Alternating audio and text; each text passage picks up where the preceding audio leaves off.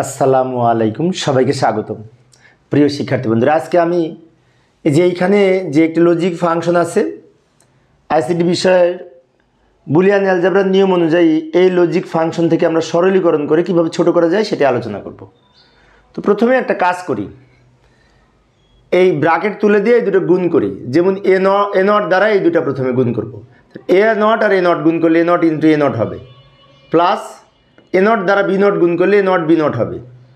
অর্থাৎ এইটা দ্বারা এই দুটো গুণ করলাম, তারপরে আবার প্লাস দিব, প্লাস দিয়ে বি দ্বারা আবার এই দুটো গুণ করব, এ নট বি হবে, প্লাস বি আর বি নট গুণ করলে বি ইন্টু বি নট।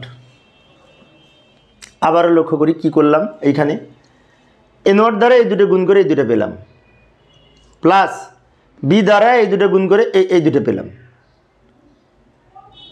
এখন আমরা একটা কাজ করতে পারি, সেটা হচ্ছে আমরা জানি যে বি ইন্টু বি নট সমান কিন্তু জিরো হয়, এটা তো আমরা জানি। তাহলে এটার মান যদি জিরো হয়, আবার এ ইন্টু এ নট সমান কি জিরো? না, জিরো না, এটার মান জিরো না, এটার মানে এ নট হবে। এ ইন্টু এ সমান এ, অ্যান্ড অপারেশনের ক্ষেত্রে অনুরূপভাবে এ নট গুণ করে একটা এ নট হবে বুলিয়ান অ্যালজেব্রার নিয়ম অনুযায়ী।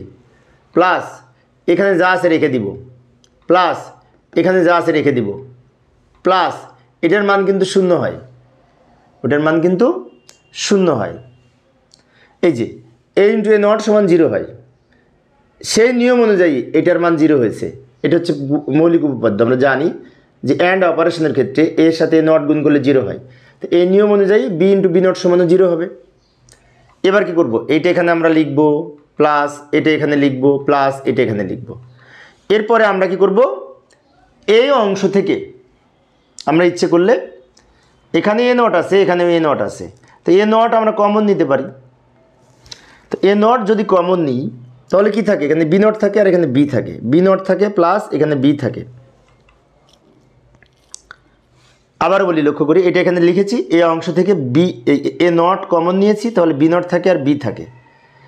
এবার আমরা এ নট রাখলাম, প্লাস আবার এ প্লাস এ নট সমান কিন্তু ওয়ান, এই যে বুলিয়ান অর অপারেশনের ক্ষেত্রে মৌলিক উপপাদ্য অনুযায়ী।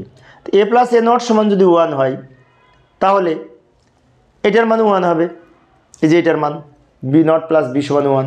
তো ওয়ানকে এ নট দিয়ে গুণ করলে এ নট হয়, তো সেক্ষেত্রে আমরা লিখতে পারি এটার মান যদি ওয়ান হয়, ওয়ানকে এ নট দিয়ে গুণ করলে এ নট হয়, আর দুইটা এ নট যোগ করে আবার একটা এ নট হয়, এ প্লাস এ সমান এ।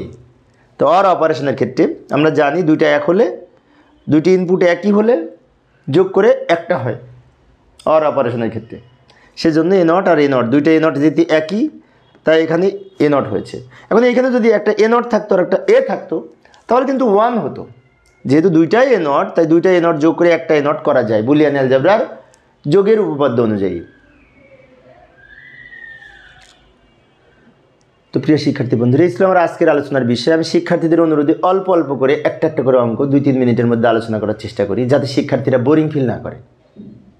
তো এটি আমার 17 নম্বর অঙ্ক ছিল। 18 নম্বরে কী করবো একটু দেখে যাই, এই অঙ্কটা সমাধানের চেষ্টা করব। তো এই অঙ্কটার সাথে কিন্তু আমাদের এই যে ফুল অ্যাডারের CO একটা আউটপুট আছে না, ক্যারি আউটপুট, সেটার সাথে এটা রিলেটেড। তো এই অঙ্কটা শিখতে পারলে আমরা ফুল অ্যাডারেরও কিছু অংশ শিখতে পারবো, ফুল অ্যাডারের।